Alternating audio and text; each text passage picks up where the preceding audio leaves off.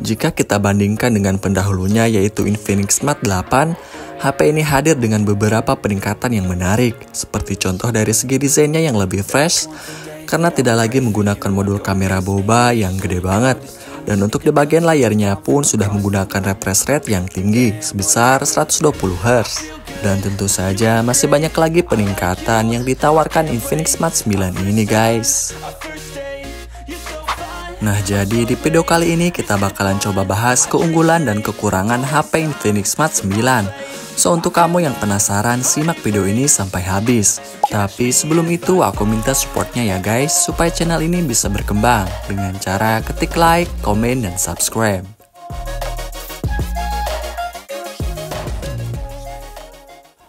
Nah, oke guys, kita bahas kebagian kelebihannya dulu dari HP yang satu ini. Yang pertama tentu saja ada dari segi harganya yang terjangkau. Di toko oren HP Infinix Smart 9 harganya cuma Rp1.099.000.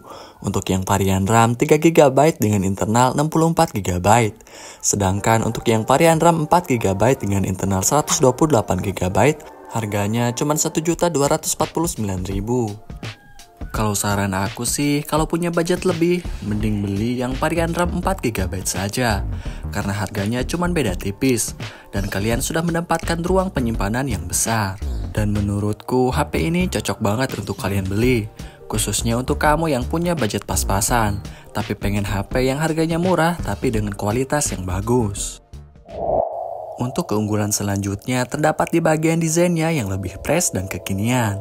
Yang mana untuk desain di bagian kameranya pun sudah berubah dari seri sebelumnya, yaitu Infinix Smart 8. Yang mana Infinix Smart 8 di bagian LED flashnya berbentuk ring bulat, jadi tampak seperti kamera, padahal bukan. Sedangkan Infinix Smart 9 tidak ada, yang ada hanya layout dua buah kamera dengan frame yang mengkilap, yang sisinya melengkung dan terdapat LED flash yang berbentuk kecil, jadi terkesan tidak norak.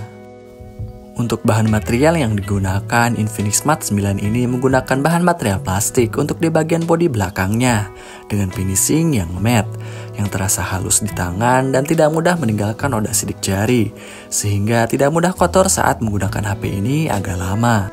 Infinix Smart 9 ini juga terdapat beberapa pilihan warna yang cukup menarik yang kalian bisa pilih.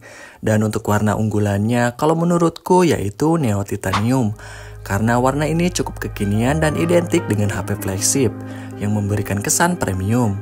Dan varian warna yang tidak kalah menarik ada yang warna mint green, sandstone gold, dan metallic black. Infinix Smart 9 ini menggunakan desain body dan frame yang datar. Namun di bagian tepinya memiliki lengkungan sehingga tidak terasa tajam saat digenggam. Ketebalan bodinya pun juga cukup tipis, yaitu 8,4 mm. Infinix Smart 9 ini juga dibekali dengan spesifikasi IP rating dan durability yang oke, yang mana HP ini sudah mempunyai spesifikasi IP54, yang menjadikan HP ini tahan terhadap debu dan percikan air. Bahkan layarnya akan tetap merespon dengan baik saat layar atau jari dalam keadaan basah atau berminyak, yang biasa disebut fitur wet and greasy touch. Tampilan layarnya pun lebih mulus berkat refresh rate-nya yang tinggi, 120Hz, dan ini salah satu peningkatan yang cukup terasa di Infinix Smart 9 ini.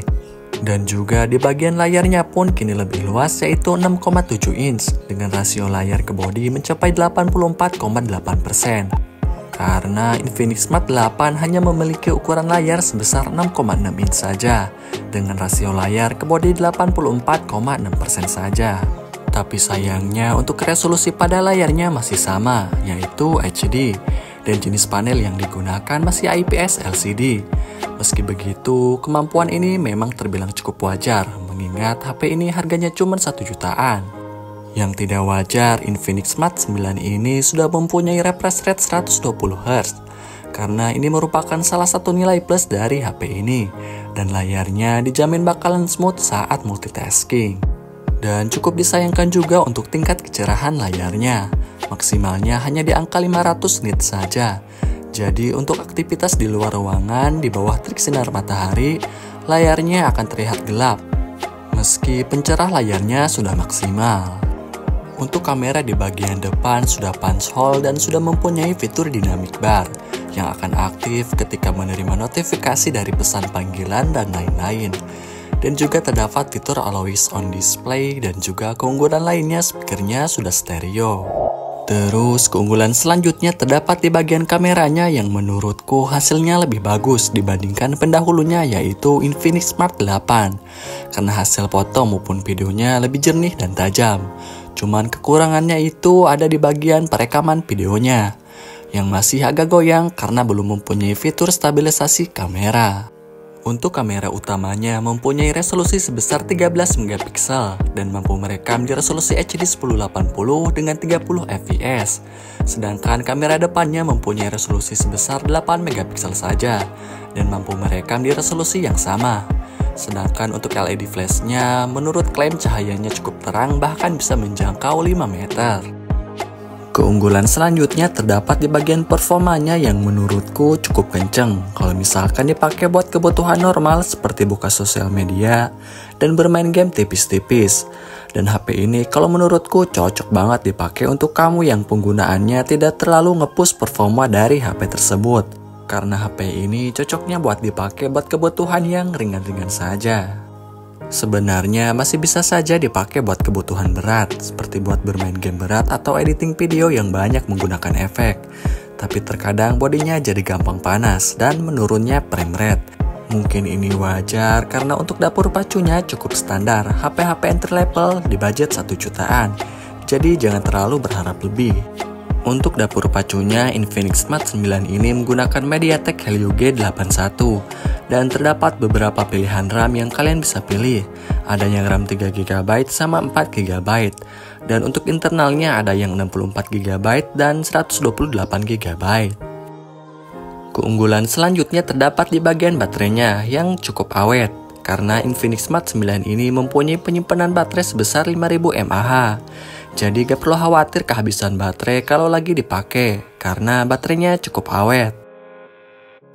Sedangkan untuk di bagian kekurangannya terdapat di bagian fitur kameranya yang belum mempunyai fitur ultra wide dan belum mempunyai mode malam. Dan untuk pengecasan baterainya pun cukup lama karena belum mendukung fast charging. Jadi untuk pengisi daya baterainya agak lama guys. Dan yang terakhir belum mempunyai fitur NFC, yang mana HP harga 1 jutaan lainnya sudah mempunyai fitur ini guys.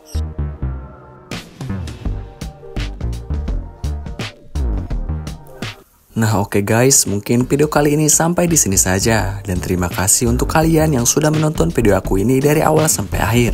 See you on my next video.